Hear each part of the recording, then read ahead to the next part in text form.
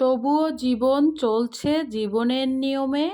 প্রতিটা মানুষেরই কর্মব্যস্ততার মধ্য দিয়ে প্রতিনিয়ত ব্যস্ততম সময়গুলো পার করতে হয় এবং পার করতে হচ্ছে।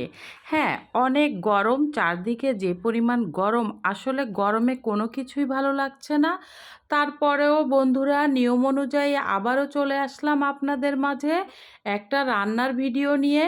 হ্যাঁ, আমি কিভাবে খুব সহজ উপায়ে ঘরোয়া উপকরণ দিয়ে চিকেন রোস্ট তৈরি করলাম, সেটাই কিছুটা শেয়ার করব। আর হ্যাঁ, যদি আপনাদের হাতে কিছুটা সময় থাকে, চলুন না হয় আমার সাথে। আসসালামু আলাইকুম বন্ধুরা। তো সবাই কেমন আছেন?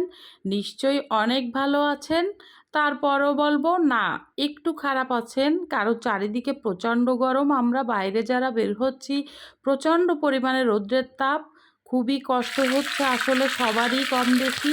আর যারা এখনও ঈদের পরে বাড়ি থেকে ফেরেননি, তাদের কথা তো আরও কষ্টের।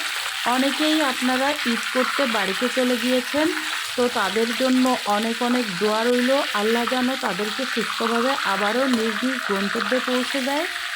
তো চলুন বন্ধুরা, এখন আমরা রান্নায় ফিরে যাই। আর হ্যাঁ, ভিডিওটি দেখতে হলে ভিডিওটি না টেনে শেষ পর্যন্ত সাথেই থাকুন। এখানে আমি 700 গ্রাম সাইজের 2টা রোস্টেড মুরগি নিয়ে নিয়েছি। তো সেখানে আমি 8 পিস টুকরা করেছি। তো 8 টুকরো মুরগির মাংস শুরুতে আদা লবণ দিয়ে একটু কিছু সময় রেস্টে রেখেছিলাম। 20 মিনিট পরে এটাকে আমি এখন ভাজা শুরু করেছি। তো দেখুন, একটা ফ্রাই প্যানে তেল দিয়ে দিয়েছি। এখানে আমি আদা লবণ মাখানো মুরগির টুকরাগুলোকে একটু ভেজে নিচ্ছি। তো দেখতেই পাচ্ছেন বন্ধুরা, পর্যায়ক্রমে মুরগিগুলোকে ভেজে নেওয়া হচ্ছে। তো এই তো আমার সব মুরগির টুকরাগুলো ভেজে নেওয়া হয়ে গেল। এখন আমি একটা ফ্রাই প্যানে তেল দিয়ে দিলাম। এখানে আমি কিছু পেঁয়াজ ব্রেস্তা করে নেব। এজন্য আমি এখানে 7 থেকে 8 টুকরা বড় সাইজের পেঁয়াজ কুচি দিয়ে একটু বাদামি করে ভেজে নিচ্ছি। তো এ পর্যায়ে আমার পেঁয়াজগুলো কিন্তু ভাজা হয়ে গেল। পেঁয়াজ ব্রেস্তাটা আমি একটা পিসে উঠিয়ে রাখলাম। তো দেখুন কতটা ইয়ামি লাগছে দেখতে, বাদামি কালার। তো এখন আমি এখানে আর একটা কড়াইতে কিছুটা তেল দিয়ে দিলাম। তেল দিয়ে এখানে আমি এখন পেঁয়াজ কুচিগুলো দিয়ে দিলাম। এখানে পরিমাণ মতো রসুন 1 চামচ পরিমাণ দিয়েছি। এখানে আদা দিয়েছি 2 চামচ পরিমাণ, হলুদের গুঁড়া 1/2 চামচ পরিমাণ সামান্য, এখানে লাল মরিচের গুঁড়া দিয়েছি 1 চামচ, এখানে গরম মশলার গুঁড়ো, এখানে জিরার গুঁড়ো, সব কিছু মিলিয়ে 1 চামচের মতো দিয়ে দিয়েছি। এখানে গোটা গরম মশলা দেওয়া হয়েছে, দারচিনি, এলাচি, লবঙ্গ, গোলমরিচ সব পরিমাণ মতো দিয়ে দিলাম। তো এখন এখানে আমি ভালোভাবে এটাকে একটু মিশিয়ে নেব, সাথে কিন্তু লবণও দিয়ে দেওয়া হয়েছে। তো এটাকে ভালোভাবে তেলের উপরে মিশিয়ে নিচ্ছি। তার আগে কিন্তু আমি কিছুটা পেঁয়াজ বেরেস্তা দিয়ে দিলাম এর সাথে মিশিয়ে। তো এখন এ পর্যায়ে আমি ভাজা চিকেনগুলো আবার দিয়ে দিলাম, দিয়ে এটাকে ভালোভাবে মিলিয়ে সামান্য কিছু পানি দিয়ে কিছু সময় কষিয়ে নিব। তো দেখুন বন্ধুরা, এখন কিন্তু কষানো হচ্ছে। কিছু সময়ের জন্য ঢাকনা দিয়ে ঢেকে দেওয়া হয়েছে।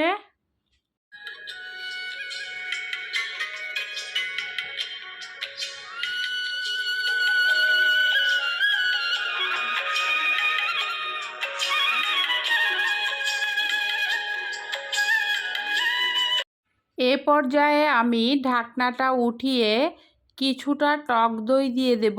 এখানে আমি প্রায় 4 টেবিল চামচের মতো টক দই দিয়ে দিয়েছি পরিমাণ মতো। তো আপনারা যেভাবে দিবেন সেভাবেই হবে। তো এখানে আমি আড়ঙের টক দইটা ব্যবহার করেছি। এটা দেওয়ার পরে এটাকে ভালোভাবে একটু নেড়েচেড়ে মিশিয়ে দিতে হবে, যাতে দইটা ফেটে না যায়। তো ভালোভাবে এটা মেশানো হয়ে গেল। তো এখন আমি এখানে জায়ফল জয়িত্রী বাটা কিছুটা পরিমাণ দিয়ে দেব, প্রায় 1.5 চামচের মতো। তো এই তো জায়ফল জয়িত্রী বাটাটা দেওয়া হয়ে গেল। তো এখন আমি আবারও কিছু সময় কিন্তু রান্না করতে হবে। তো দেখুন, সাথেই থাকুন। এ পর্যায়ে আবারও কিছু সময় ঢাকনা দিয়ে ঢেকে রান্না করতে হবে।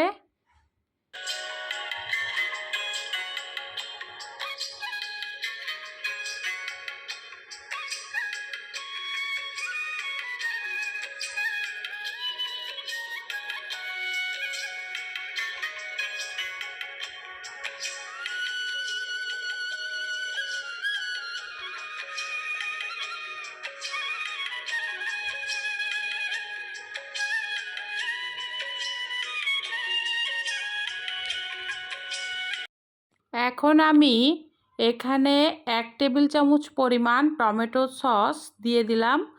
কারণ এখানে টমেটো সস দিলেও চলে, না দিলেও চলে। তো আজ আমি একটু টমেটো সস দিয়েই রান্না করব। তো এ পর্যায়ে আমি রান্নার পানি দিয়ে দিলাম পরিমাণ মতো। আপনাদের পরিমাণ মতো একটা আইডিয়া করে 1 মগ বা 1.5 মগ দিলেই চলবে। তো এভাবে আমি এখন রান্নার পানিটা দিয়ে দিলাম একটু নেড়েচেড়ে। তো যাই হোক, এখন আমি এ পর্যায়ে ঢাকনা দিয়ে ঢেকে কিছু সময়ের জন্য রান্না করলেই আমার রান্নাটা কিন্তু হয়ে যাবে। আবারও কিছুটা সময় ঢেকে রান্না করে নিতে হবে।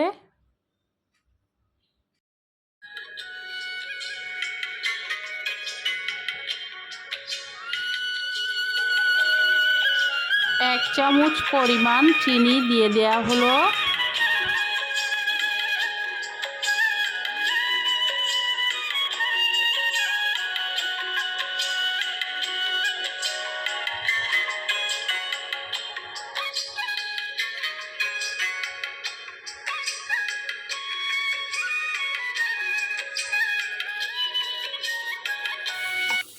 এ পর্যায়ে আমি কিন্তু একটু ঘি দিয়ে দিব।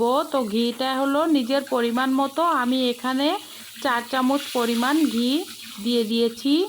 তো দেখুন, এখন আমি ঘিটা দিয়ে এটাকে ভালোভাবে একটু নেড়েচেড়ে আবারও কিছুটা সময় রান্না করব।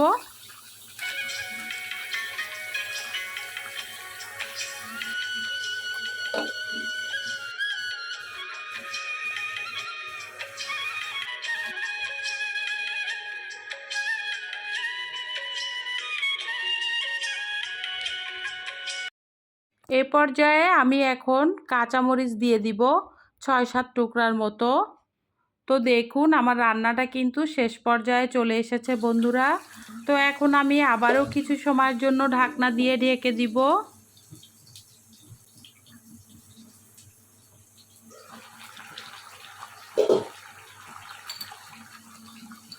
এখন আমি এখানে শাহি গরম মশলার গুঁড়ি 2 চামচ পরিমাণ দিয়ে দিব।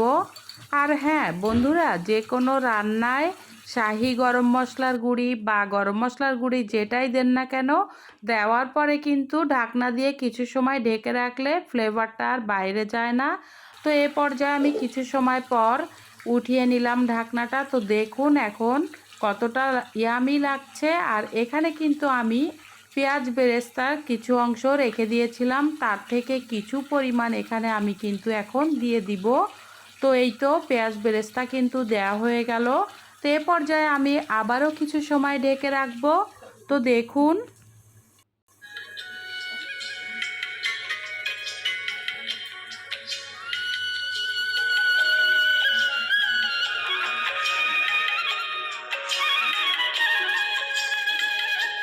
তো এই তো বন্ধুরা, আমার চিকেন রোস্ট রান্নাটা কিন্তু হয়ে গিয়েছে।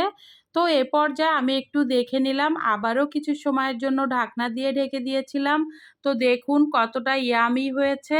আর হ্যাঁ, যে সকল বন্ধুরা দেশে ও দেশের বাইরে থেকে এই মুহূর্তে ভিডিওটি দেখছেন, যদি ভিডিওর কোনো অংশ আপনাদের কাছে ভালো লেগে থাকে আর যারা এখনো পর্যন্ত চ্যানেলটি সাবস্ক্রাইব করেননি, অবশ্যই প্লিজ একটা লাইক দিয়ে কমেন্টস করে বন্ধু হয়ে যান।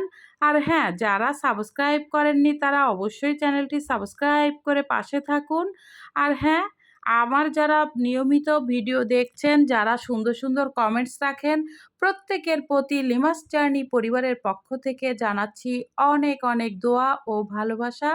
বন্ধুরা, পাশে থাকলে অবশ্যই পাশে পাবেন। আমি কিন্তু প্রত্যেকের পরিবারেই যাওয়ার চেষ্টা করি। ভালো থাকবেন, সুস্থ থাকবেন। আর হ্যাঁ, কেমন হয়েছে চিকেন রোস্ট অবশ্যই কমেন্টস করে জানাবেন।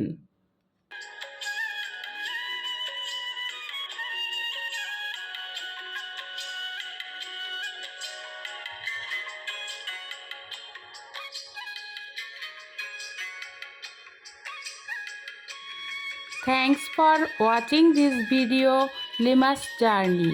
Allah Hafiz.